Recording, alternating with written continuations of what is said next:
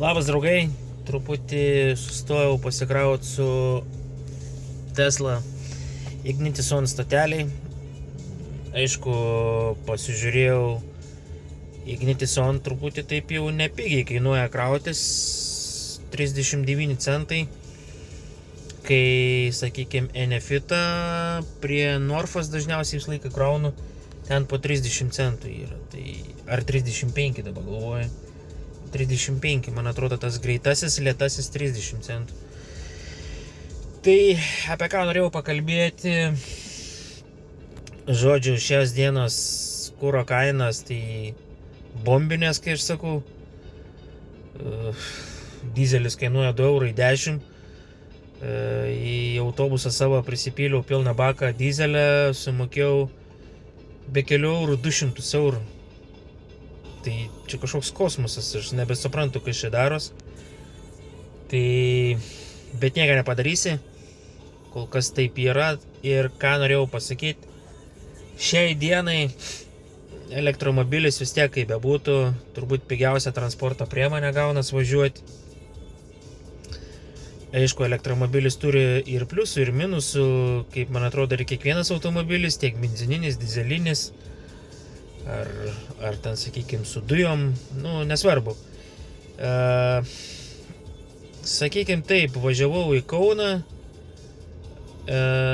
ir man iš Naujosios Akmenės nuvažiuoti į Kauną parvažiuoti, gaunas virš 400 km ir aš su elektromobiliu nuvažiavau už 11 €.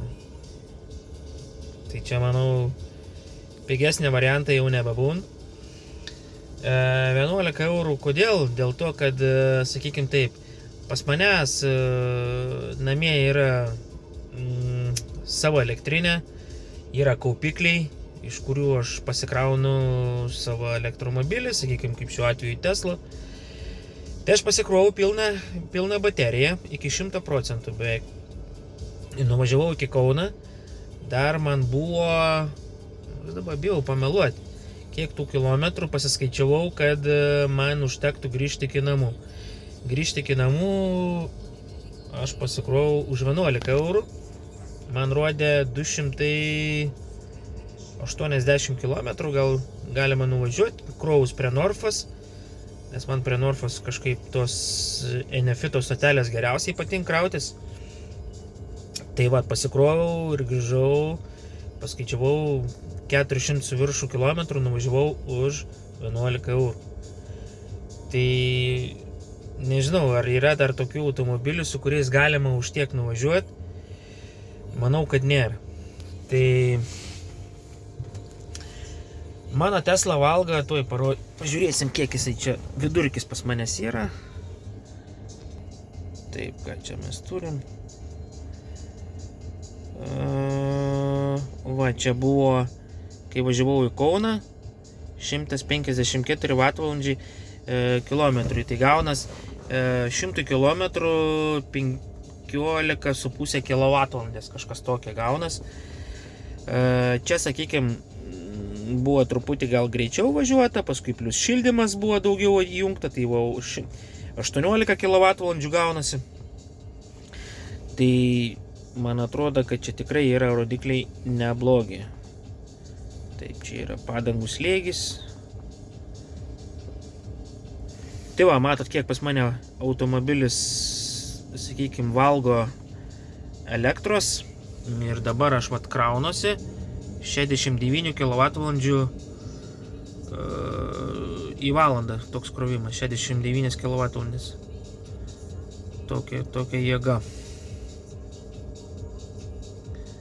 Tai man liko krautis 30 minučių, pas manęs buvo 56 km.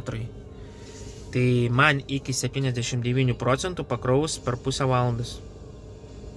Tai va, pusę valandos čia gaunu truputį pabūt, nes dabar situacija pas mane tokia, kad aš namie dabar neturiu Type 2 pakrovėją, nes aš kraudavau su elektromobilio Zoja, kur Renault Zoja turėjom.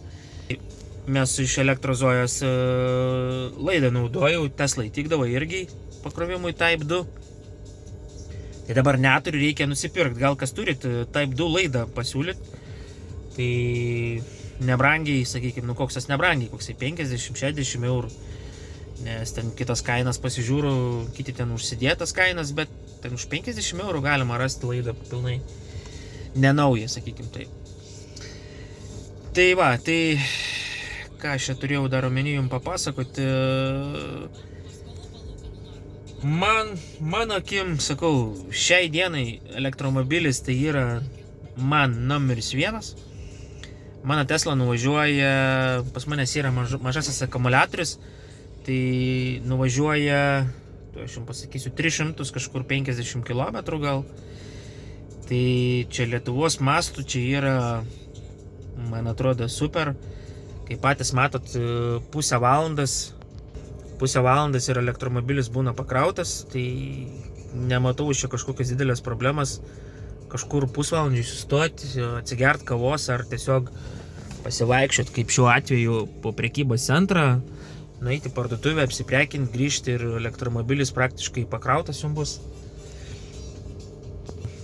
Žmonės irgi va dabar Renault Zoe, kur mano tą nupirko, tai irgi susimastė, kad tikrai brangu yra važiuoti, turi saulės elektrinę savo, tai sako, reikia pirkti elektromobilį. Tai va ir Renault Zoe nusipirko, pasiskaičiavo, kad jiems užteks važinėtis ir tiek. Ir šiaip ta Renault Zoe dar tikrai buvo nebloga, tik tiek, kad mes, sakau, nusipirkom Tesla ir tiesiog 2 automobilius mums turėti, nėra tikslo tiesiog. Ir nes mes norėjom automobilis, kad bent jau 200 km nuvažiuotų, bet kaip šiuo atveju nuvažiuoja 350, bet jeigu kraunu iki 80%, tai man rodo, tai pasakysiu, 280 km rodo. Ir nes šiam akumuliatoriai sakė, kad su pardavėju šnekėjaus, sakė, šitam akumuliatoriui geriausiai yra 20% palikti kaip ten neiškrautą ir 80% laikyti pakrautą.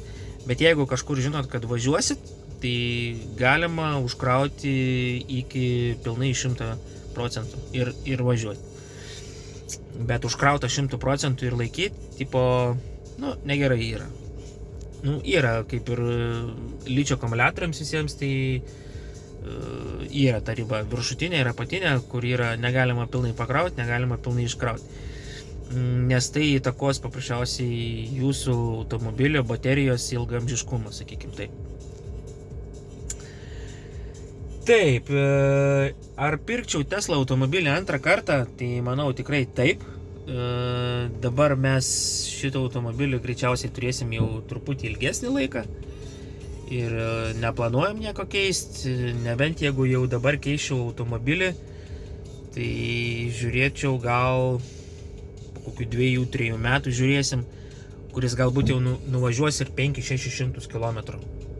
Tai jau reikėtų tokį tada žiūrėti, bet šiai dienai tai manau yra vienas geresnių variantų ir aišku dabar jeigu pirksit kokių 25-6 metų automobilį, tai manau ir daugiau nuvažiuos, bet yra ir Teslas nuvažiuoja ten po 500-600 km, bet pas jos yra jau ir baterijos didesnės, pas mane lygtis 50 kWh ta baterija yra, bet yra ten ir po 80, dabar nenoriu pameluoti, bet gal ir netgi apie 100 yra kažkas ten iki 100.